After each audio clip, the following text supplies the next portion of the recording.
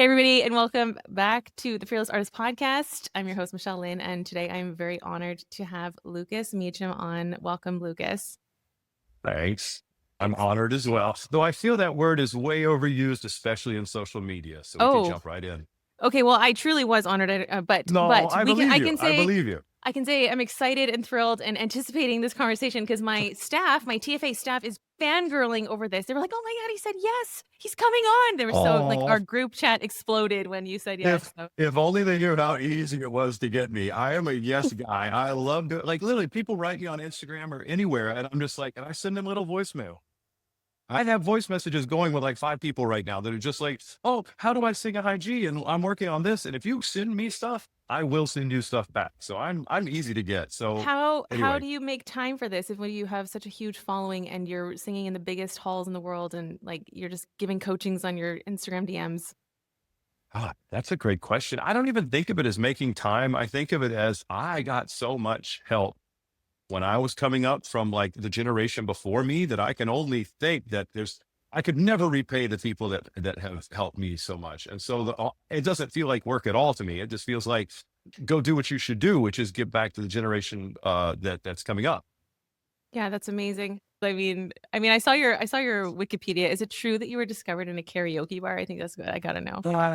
Yeah. It's kind of like that's the perfect analogy for social media is that I was discovered in a karaoke bar. Because, Yeah. as what you see is not reality is not social media.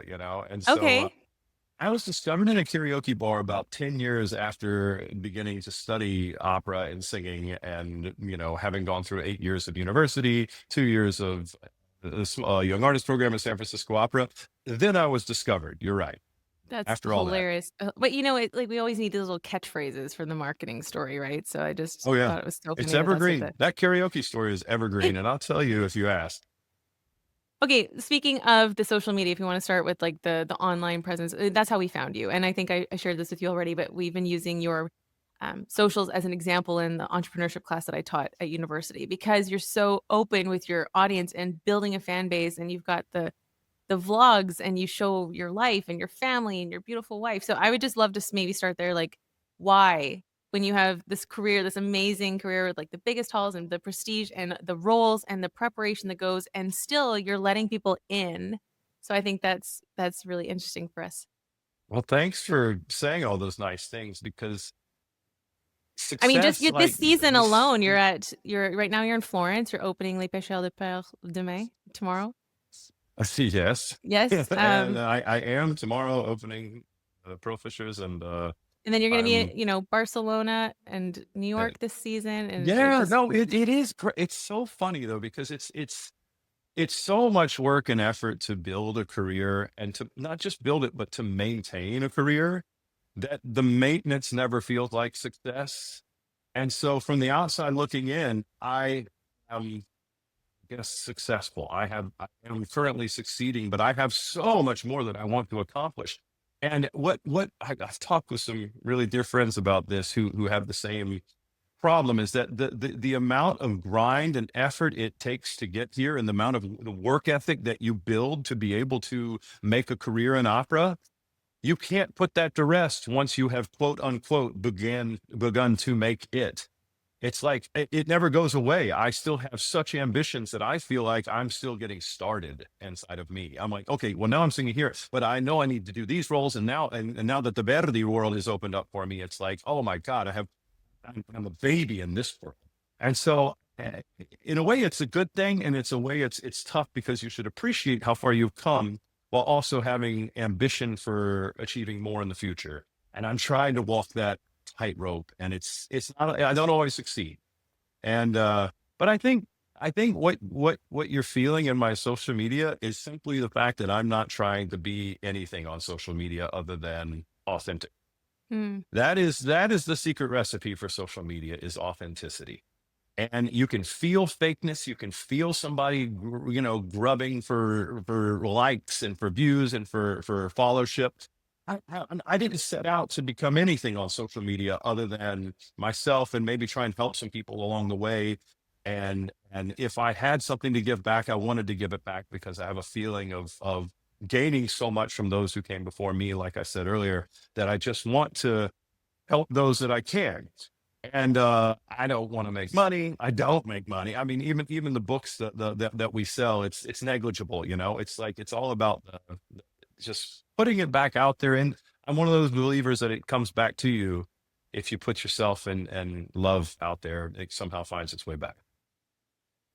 That's so beautiful, and I appreciate so much what you just said. Can you talk more about the level of effort it takes to maintain where you're at? Because there's supposed to be this Yeah, idea that, it takes so much to start up, but once you get there, you can manage it. But you're saying, no, it's still costing you to maintain this level. I'll say this: I have never worked harder in my career than I do right this second. Wow. Never, never. I mean, I was just singing a world premiere at La Scala, and it was the hardest I've ever worked in my career. It was a world premiere. It was a wonderful experience, but a big, very difficult experience as well. And there are just so many obstacles and hurdles because the thing is, the more you learn, the more you're able to sort of move forward in the career. And you're like, okay, I'm feeling very good in this, and then you move up at another level, and all of a sudden there are new hurdles that you have to learn how to deal with. So there's hurdles at every level. And I mean, it's this joke that everyone knows. That's the four stages of any career, but an operatic career is who's Lucas Meachem, and then they say, get me Lucas Meachem, and then the third stage is we've got Lucas Meachem, and then the fourth is who's Lucas Meachem. So it's the those really are the four stages of this, and so you kind of knowing that's coming, knowing that is part of the deal. You just want to stay relevant in some way as long as you can. And I Hmm. find that the harder I work and the more prepared I am and the more I show up ready to do a good job, the more relevant I can be. How have you learned to improve the hard work? Because you've worked hard your entire career up to now. So what has changed in your method, your preparation, your intention when you show up? An understanding of what this career, I mean, I don't want to say I know what this career is about, but I know a lot more than I used to. I used to ignorantly think that best singer wins. And the thing is, you do have to be the best singer you can possibly be, but there are so many other factors that I never would have considered when I was younger. When I was starting out, I just thought I'm just going to be the best singer and I will succeed. And it is just that simple. And there are so many more details. I mean, we could get into it a little bit, but you can't even list them all in however long this podcast is going to be. There's just a lot more details that people care about. And yeah, I'll give just a quick example, or not even an example, just a quick piece of advice is that if you look at your career through, or what you want through the eyes of the casting director, I think you'll find more success in getting what you want. Oh, that's interesting. Like tailoring the messaging for who the audience is. Who the audience that is going to pay your bills is. Right. So not Right. even the public, Yeah. because I've seen people not do well with the public and then saying have very big careers at certain opera houses, Mm, and not even sing, not even be the best singers. But it's like anything. Relationships are so important, and you okay. don't have to be everything to everyone. You have to be really liked by 6 to 10 houses, and you can have a major career that way. Oh, that's nice. That's interesting. What's one of the most surprising things looking back when you were a student? You're saying back then you thought I just need to be the best, and now you're saying there were so many more pieces. What was the one that really surprised you? Well, back in the day when I started, it was 6 pack abs. Uh, like to be a baritone, you just needed a 6 pack and you were going to take your shirt off. And that always surprised me. I mean, I was never out of shape, but I was never like 6 pack in shape.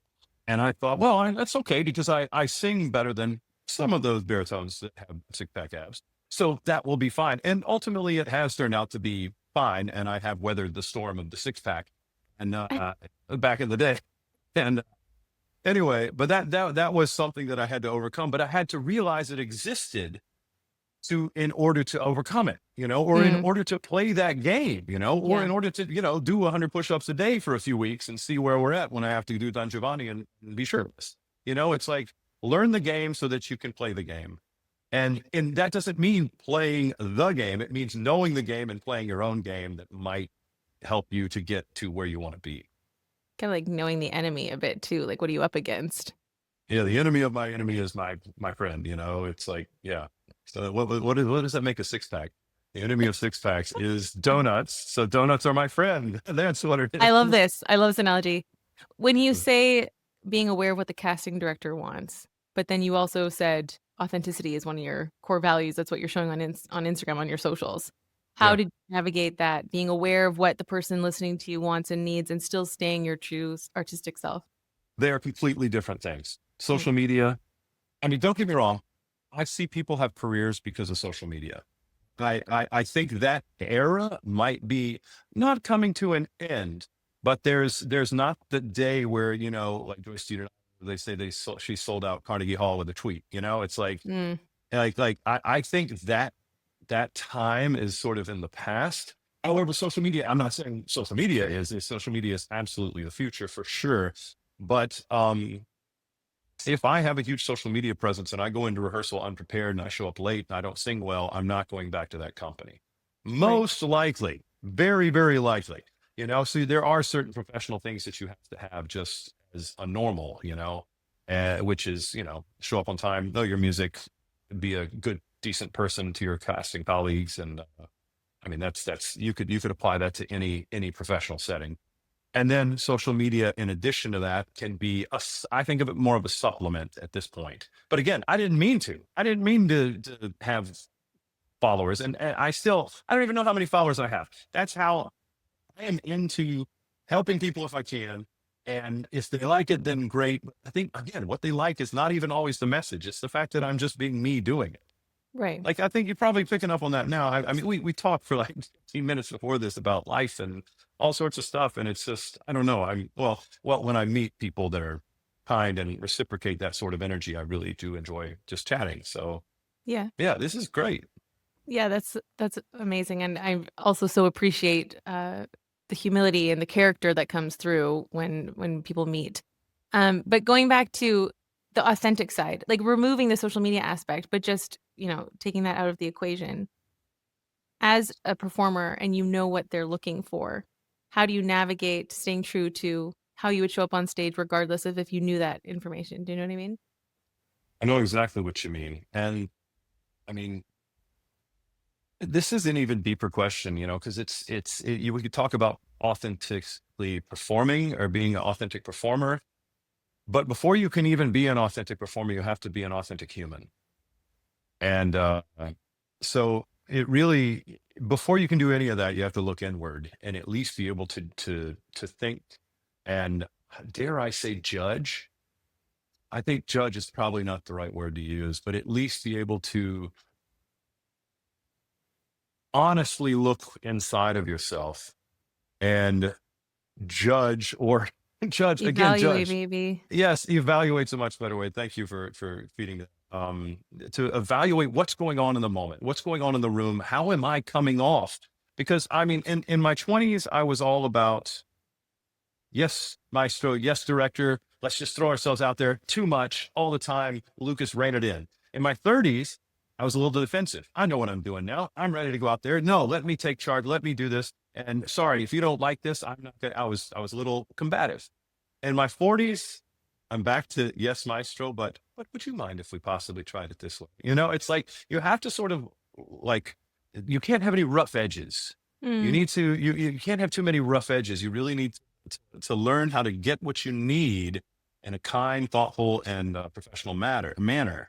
And I don't know. I'm kind of bouncing all over the place. Tell me no, the I love question this again. Yeah. because yeah, no, just about being authentic when we are performers and we know you were talking about getting the role or being invited back, and it's because you started thinking more what the casting director wants. So my Yeah. question, knowing like how you appear online is very authentic. So I'm assuming that's one of your core values is authenticity, or even how we started this conversation is just very open and relatable from the beginning. So just wondering like how do you navigate that in this professional setting in these big halls like the It's a it's a very difficult question because as I talk about authenticity, I start to think about the ways that I am inauthentic in a professional setting. Because in social media, I try to be very authentic. But in the opera building, you cannot be authentically yourself 100%. Mhm. You can go on stage and try and lend your authenticity to a moment on stage as a character and whatnot. But you authenticity has actually been my enemy for a lot of my career.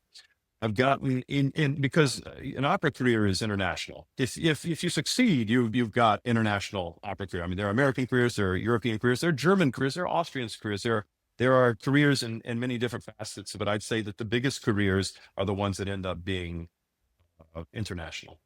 And if that's what you're searching to do, you do need to understand that they look on at least the American identity as being a little too much, a little too smiley, a little too out there. And that was something I had to learn in a bit of a difficult way. Even the first time I worked in Europe was in Germany, and I got the feeling that my Southern charm did not hit in the way it does in the South, especially. So I actually I act a little bit differently in Europe and even in different countries. I will act a little bit differently in the rehearsal process. And my friends are my friends. My friends get me. But Yeah. as soon as I walk into an opera house, I'm wearing a nice shirt. I walk in myself. If I were myself, I'd be wearing cut off jeans and like a used Jägermeister t-shirt, which is like my wear back when I was in school, But for me, it's like you have to look a certain way, you have to present yourself a certain way, and you dress for the job you want. So when you go into a house in Europe, you just can't quite be the same exact person that you are at home. If you go into Hmm. the opera house, you're there to work. It's the same. If you worked at a law firm or as a professor, you're not going in there, with a bowl of Cheerios and saying, "What's up, peeps? Let's learn about some quantum physics today." It's like you go in there with a certain aura, a certain air about yourself that you're a professional person who takes himself seriously. And so, yes, authenticity helps to a point. And I think you need to divide the social media authenticity from the professional setting in the rehearsal space and your dressing room and backstage authenticity. But some people are using their socials in that way, the second way that you're describing, where they are very serious and they don't let people come past the wall of professionalism, let's say. And I think that's why we were so drawn to you, especially showing us examples of your vlogs, or just like you let us in. Like, you've got your wife and your son, and he's running backstage, and you're showing your costume changes, and you're showing your warm ups, and you're showing, even your process of learning a brand new role in 4 months, I think was one of your videos. And I was like, this is so cool. Like, you're letting us in, and that's not something everyone does. So I'd be curious to know, like, you mentioned wanting to help others. Is there anything else behind this? Well, I think it's kind of old school to be the wrapped up artist who's not going to let people in because social media takes down the barrier for us. I can write to Renee Fleming, and I mean, she's not going to get it, but her social media team will get it. And maybe she'll say, "Hey, Lucas wrote you."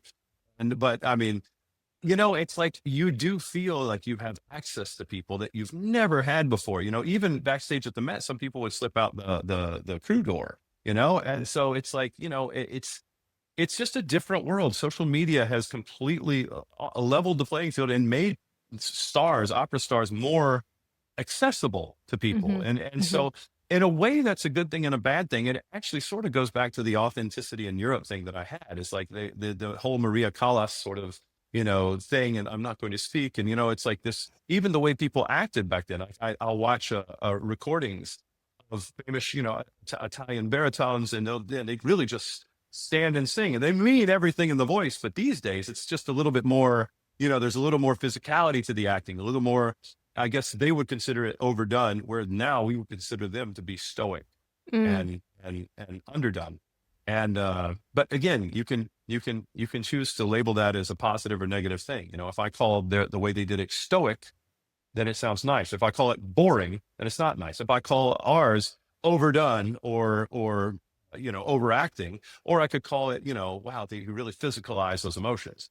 It's like, so, and it's potato, but because social media opens things up, I'm kind of an open guy myself. I'm from the South. My mom loves to talk to people. My dad's a really cool dude. And he's like, so I don't know. I don't fall far from my parents' tree, and they were really open people. And so I don't know. Social media, it's mine. I get to have it. I get to do what I want with it. Right. So I'm going to be open. I'm going to give back if I can. That's beautiful. I'd love for you to talk more about this culture thing where you're saying, being an American in Germany, or I mean, how have you, what's Yeah. the Italian version of Lucas right now? How are you acting in rehearsals? Are you a bit more fiery when you're giving feedback, or are you, I know you're Not at eating great all. pasta. No, okay. I am. I am. I had pasta for dinner, as a matter of fact. Yeah. But no, I think if you keep it classy at all moments. If there's a moment you think, am I overdoing it? Am I being too much? Say this instead. Am I keeping it classy? Because that's the most important thing. And that has really served me well in these particular settings of expectations, because they do have certain expectations. And when I'm asked, where are you from? And they don't assume American if they don't know me, then I think I've done my job. Mm-hmm. No, so yeah, I just, less is more. Less is more. If you're an American listening to this, which who knows, maybe you are, maybe not, but less is more in Europe.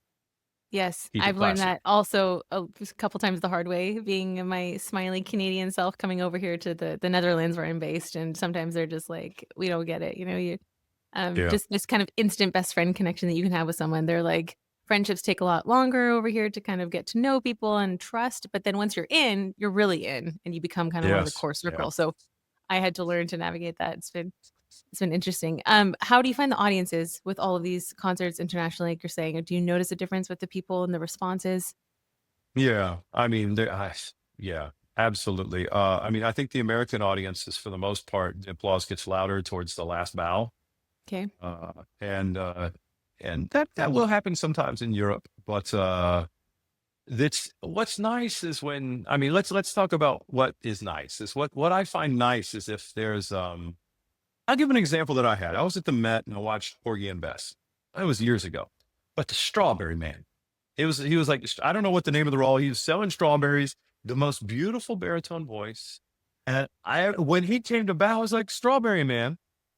And I'm like, I love it when people can hear somebody that sings and says, oh man, they might not have a big role yet. That means they're young. That means they're up and coming. Let's encourage them because God, what a talent that was.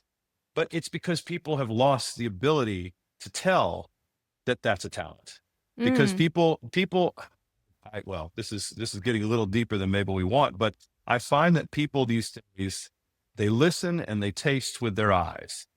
And I think this is a product of social media mhm. and the time that we live in. So if you go to a restaurant, all the waiters are dressed really nicely in a hip style, and they serve these beautiful plates full of food, and it's art on the plate, and it tastes kind of good but not great.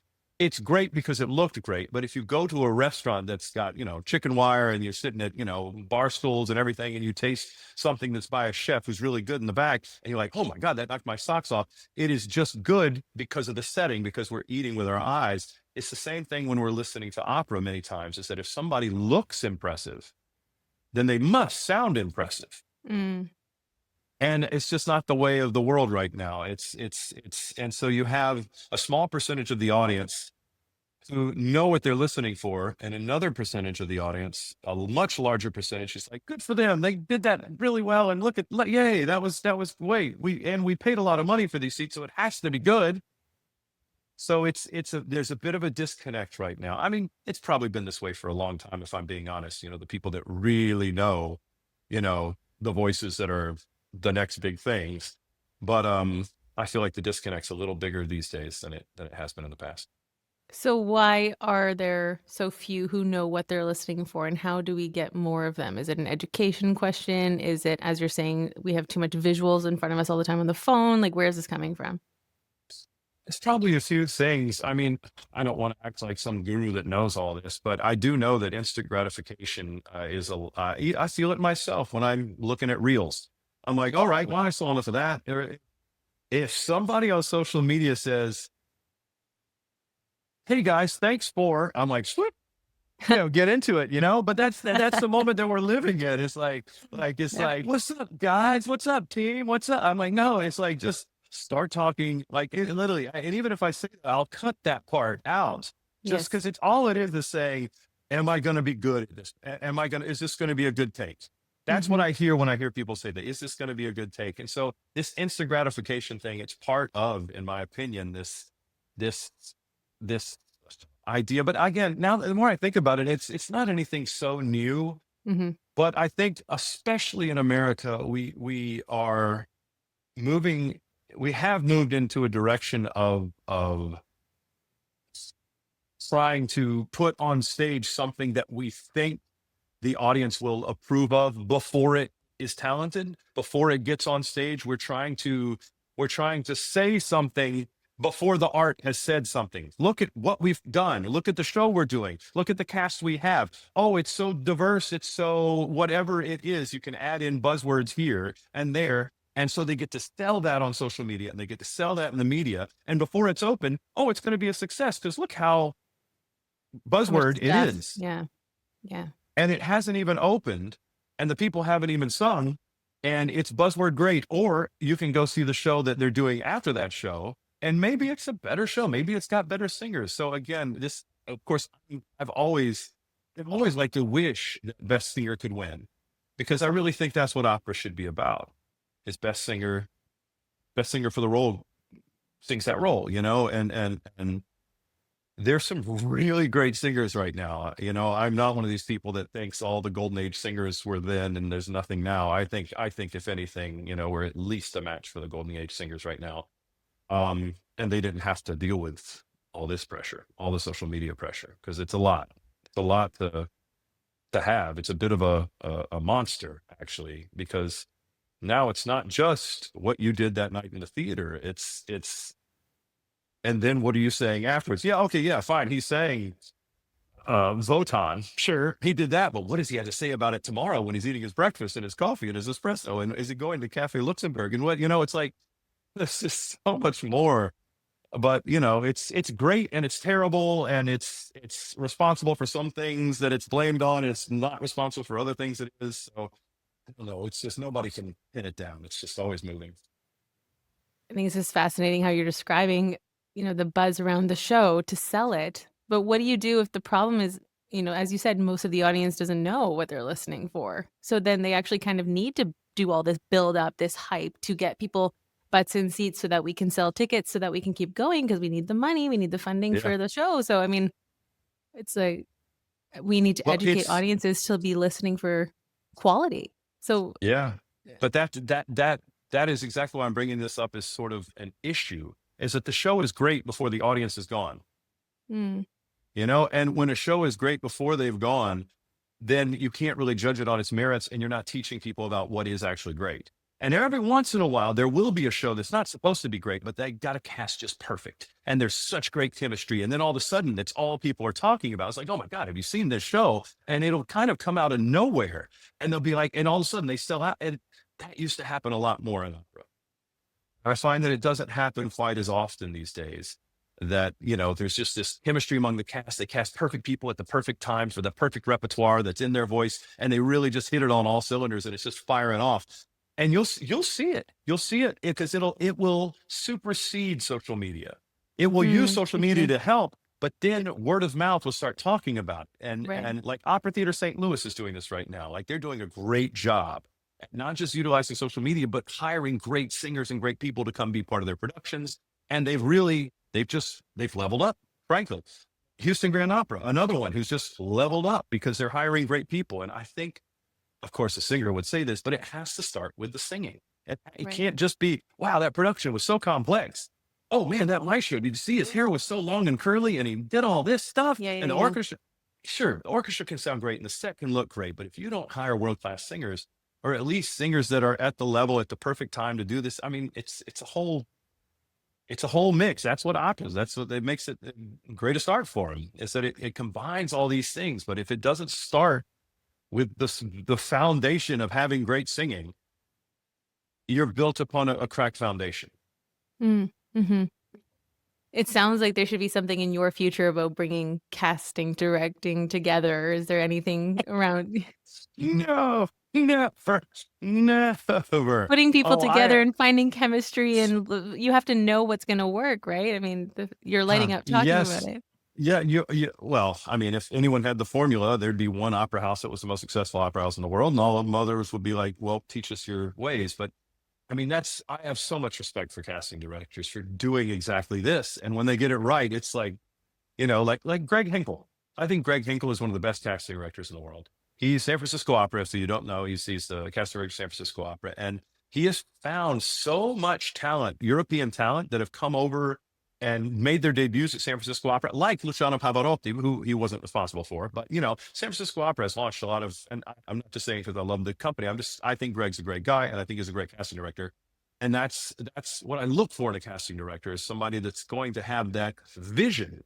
That's not just, like I said, making it on paper a good show, but it's somebody that takes into account not just the height of the tenor and the soprano. Oh, it's a little off, even though their voices might be perfect. You can ignore so much Hmm. if the voices are right, if they mean what they're saying, and if it's the right time for them to be singing that repertoire. That's a very complicated formula. As you're saying, if there was a formula, there's a lot of factors going It into it. is Yeah. so many factors, and to learn about those factors, it's a whole other ballpark, man. It's more than I want to do. With all the productions that you've done, when's a moment that you knew on stage, like, I'm in the right place with the right people and there's chemistry and this is a golden moment? That's a great question. Oh my God. Honestly, it's hard to recall just one. I mean, the most recent one was probably Don Giovanni in Los Angeles. I thought we had an amazing cast. I thought we really gelled together. We liked each other. We sang well together.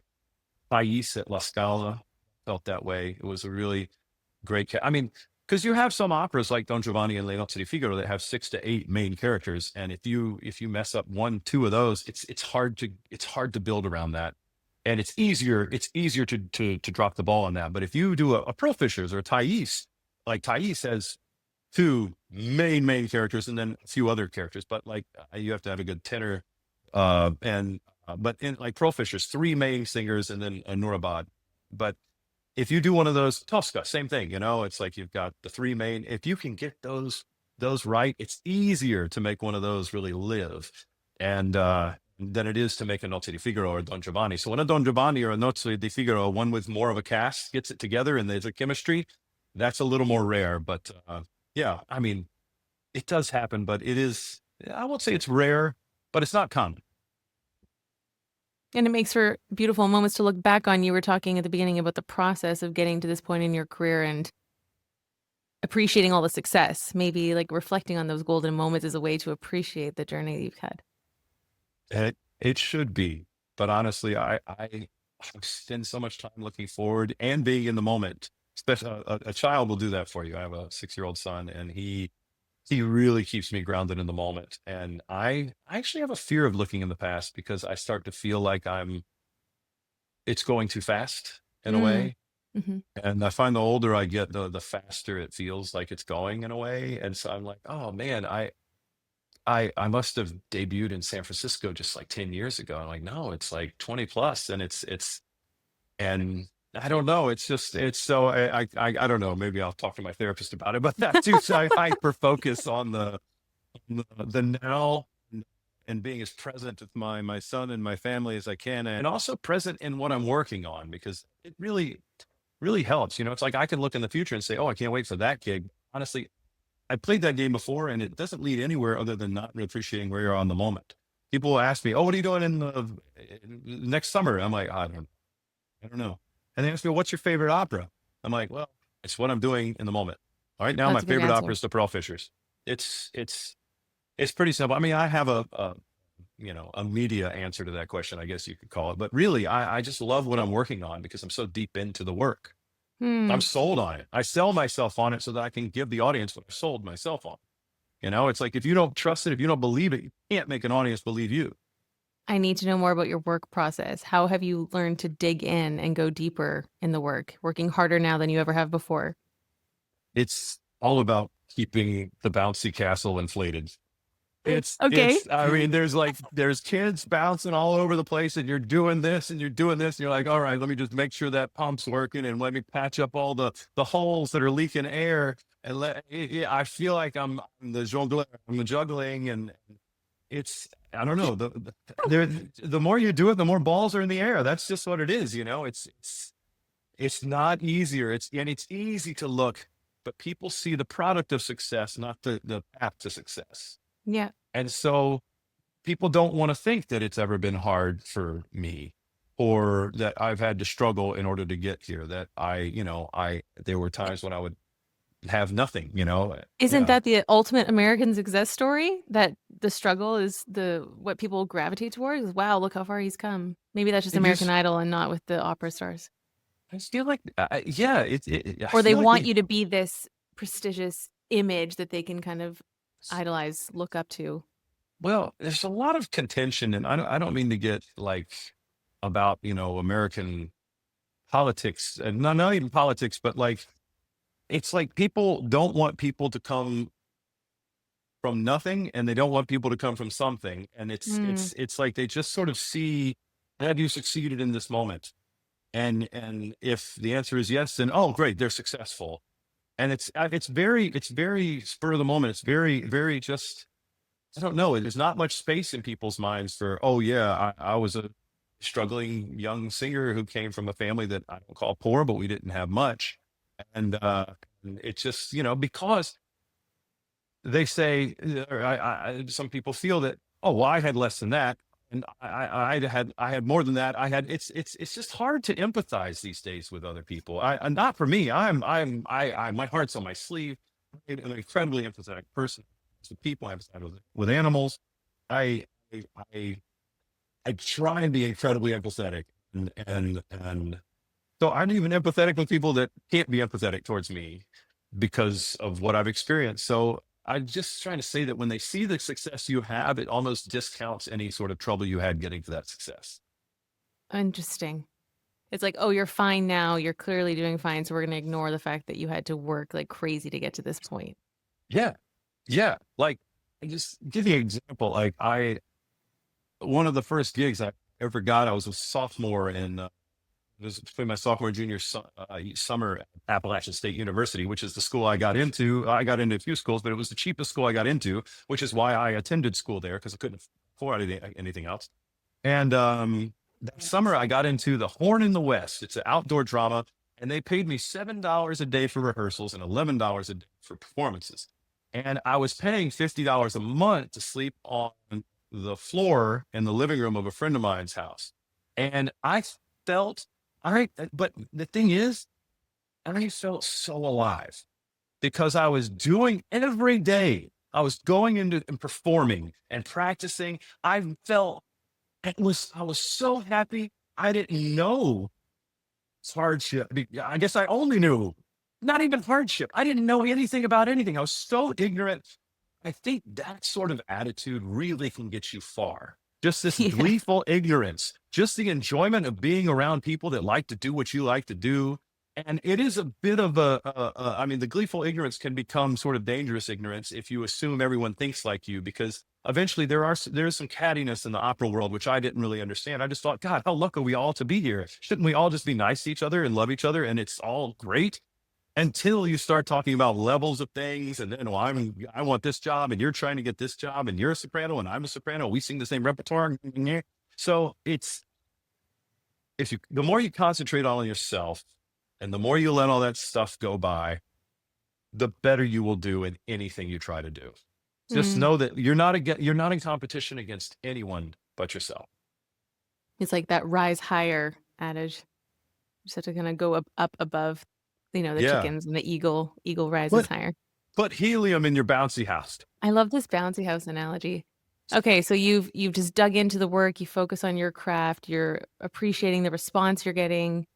What else keeps the drive so high? What urges you to keep going? What's behind all of this energy? I mean, I know you guys, and I'd love to talk also about your wife and your collaboration with her, but you guys have a very busy life. You travel also with your child. I've seen him running around backstage. I mean, I know you're navigating a lot. Your albums that you've done together, it's a ton. Well, I mean, to get really real, it's one of those things that worries me because it's like success begets a certain lifestyle that becomes the norm that only success can keep aloft.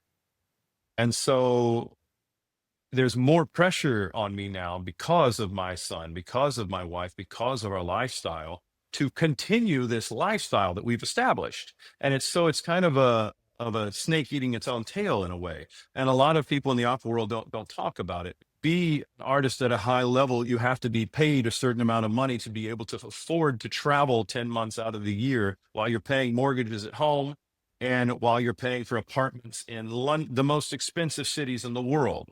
So it's a very expensive proposition to try and get into opera.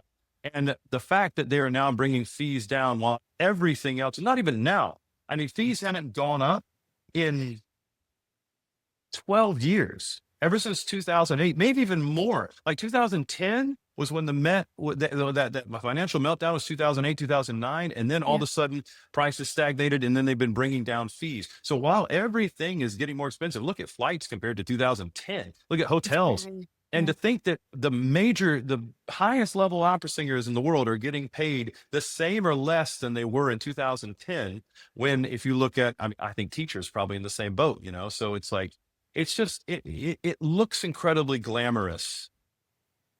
And in many ways it is. But if you had a Kim Kardashian 24-hour video on me sort of thing, you would see how unglamorous it could actually be. And I like to play with that in my social media as well. You know, where I'm like, look, okay, yeah, this is cool. After party, New Year's Eve, Metropolitan Opera, whatever. That's great. But then look at my kid, you know, not letting me and my wife practice because he just wants to hang out and bang on the piano and he just wants to play because he's a 5-year old, you know, he's a 6-year old. He's just at these levels. So it's, I don't know, it's just tough. And anyone that you see as successful, it doesn't matter who they are. They've worked hard to get to that place. I mean, quick story. I was at the Grammys, which all of a sudden, you know, well, Grammys, whatever. I'm not mentioning it for the Grammys. I mentioned it because I gave a speech when we won for LA Opera's. It doesn't matter. I'm not trying to even say the Grammys. I'm just trying to say I had nothing in common with those people in that room. And Well, I you won a didn't know what Grammy. to We say. can say that. That's very cool. Yeah, yes, I guess I did. But the thing was, I was in this room with people that sing into microphones for a living, and I don't sing into microphones. And I said, I have so little in common with you out there. But what every single person in this room has, which is proven by the fact that you're in this room, is that we all worked hard to get where we are. We all did the grind. We Mm. grinded it out to be able to be where we are, to be nominated and potentially win a Grammy tonight. Like there were like 3 people that got applause within their speech, and I got an applause for my speech. And that's my point, though, is that when you see somebody that is successful or looks successful to you, it's because they have worked hard to become successful. There are very few people out there that are like, oh, they were just handed it. Oh, they're born with a spoon in the mouth. Oh, they're just good looking, so they got, you know, they worked hard to get where they are. And it doesn't matter if they're the annoying person that's, you know, like on social media that you scroll right through and it doesn't go in your algorithm, or if it's somebody that you like a lot. They worked hard to get there, to be in front of your eyes. And there's something to respect about that. Mm-hmm. Mm-hmm. And it sounds like you had that common thread for everyone in the room that night to say, hey, I see you and I validate what it took for you to be even sitting here. Yeah. Yeah. Because I knew nothing about their business. Like, Mm. yeah, I know nothing about that side of the business. The recording industry is a complete anomaly to me. I don't know anything about it. I know how to get up on stage and make a sound that you can hear with 3,000 people in the house over an orchestra and a chorus. And, I mean, it's a very specialized skill, and that's what I do. Yeah. Yeah. Amazing. Can we talk a bit about your collaboration with Irina and how you guys navigate a marriage and collaborative work and raising your son and the travel and her gorgeous outfits? I mean, I am her biggest, like, I found her on Instagram because she was doing that vlog of her skincare in flight. And I was like, I need everything this girl has. I am such a fan. Oh, this is every flight. There's a moment where she says, "Do you want? I just do this," and Yes. she goes, "Choo, choo, choo, choo, choo, choo, choo," you know. You're going to look so good in 30 years because of her. So, you know, you got a lot Dude, to. completely. Oh, I have a whole facial routine because of her. It used to be bar of soap, you know, once a week, done. You know, Yes. and now it's like, oh, I've got lotions and potions. It's like the movie Hocus Pocus 3 up in my bathroom when I go to bed. That's amazing. Oh, sorry, where are we going with this? I'm Yeah, so no, sorry. no. I just wanted to. How is it to work with your wife? Oh, How have you guys navigated your yes. projects? I mean, I was listening to your album Oh, this morning, the "Shall We Gather." I thought that was so beautiful. thank you. Learning curves everywhere. Learning curves everywhere because working together and being married couple, lovers, parents, we wear so many hats together. And the overarching theme that we have to have at all time is patience and respect. Wow. And that is not always easy with the life that we live. And when and forgiveness, if I'm being honest, that's a really Mm-hmm. big one. I will Mm-hmm. say to myself sometimes, if Arena says something, she has a tone or she has whatever's going on, I'm like, do you think she's trying to hurt you? My inner dialogue. Do you think she's trying to do? I will forgive her so many things before I say something to her because I know she's dealing with a lot. It's hard to be who she is. It's hard to do all the things she does. And I'll say about social media, she is my social media guru. She has so many amazing ideas. We are collaborators to the extreme. We make it all happen together. And she'll have an idea and we'll set it up and we'll just knock it out. Or I'll have an idea. And it's just, I am so fortunate.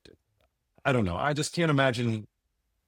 I don't want to set up any unrealistic expectations for anyone that's looking for a partner out there to be able to do all the things Irina does, because she's an incredible mom, an incredible musician, an incredible wife, an incredible social media collaborator, an incredible teacher of our son. And she's an incredible traveler. She loves, you just have to find the things, the more things you can love together and the more respect you can have for each other, the better off you'll be in the long run as a couple.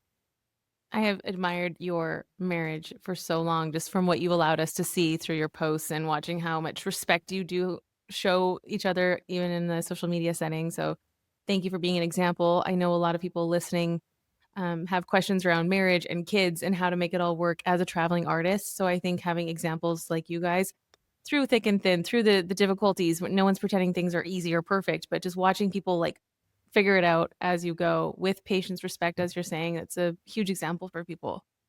Yeah. Well, humility is a big part of it too, because I couldn't have been the person that I am when I married Irina 10 years before or 5 years before even, it's like growth comes in different ways. And if you find yourself in a situation out there and you're looking at from the outside in saying, oh, he makes it look so easy. It's not easy. It's Hmm. always hard. But what's really important is figuring out what you need as a person. I am a needy person. I am a selfish, needy person who wants my family. I want my people with me as much as they can be with me. I am lucky enough to have gotten to a point in my career that and I can make it happen and I can bring them with me. Right now, I feel like I'm sacrificing a lot here in Florence because my son is not with me because he just started school, a private school. I saw that. And yeah, and so because they were supposed to come to Fiesole with me and be in Florence here. And but because it was the beginning of the school year, we decided it would be best for him to start school with all the kids and not be the kid that comes in a month and a half later and then starts school. So he gets a good fresh start in the place, in the program. And I've been here in Florence by myself for 3 weeks, which I mean, Florence is great. I don't mean to complain. I'm just saying I don't have my people with me, and that is difficult for me.